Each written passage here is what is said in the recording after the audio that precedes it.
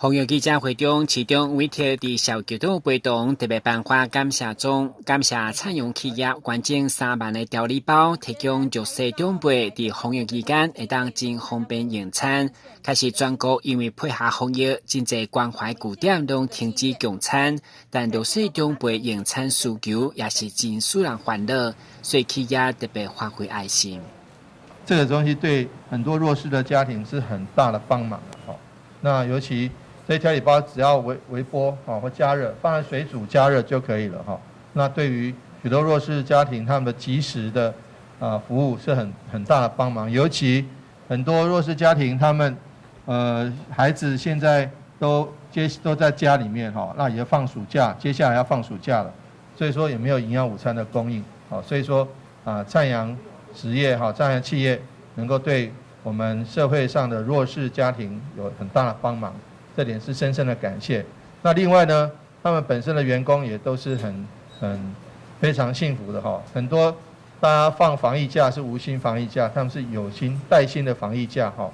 当然是最好家里面都不要有人有防疫假的需求，但是一旦碰到了事实上他们可以对他们的同仁有非常非常好的照顾，这点是非常感谢灿阳企业的。那其实在这个调理包是在刚发生5月初的时候，因为其实慈养基金会就对偏乡的长者供餐有一些提供，那后来觉得说这个疫情可能祭典都停掉了，那怕说那个长者在家应该是有一餐没一餐的，所以我就跟局长讨论说，是不是企业尽一点心力，跟政府跟我们黄市长来做一种抗疫的活动。所以呢，我们就找了厂商，那跟厂商联系以后呢，其实在昨天之前，我们社会局造册的一些偏乡的长者，应该都有收到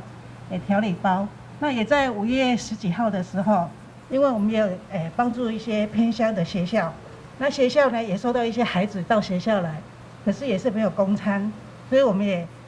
提供了27所学校100份，每个学校100份的调理包，让孩子在学校也可以用餐。那其实这是我们市民应该做的，那也是我们灿阳企业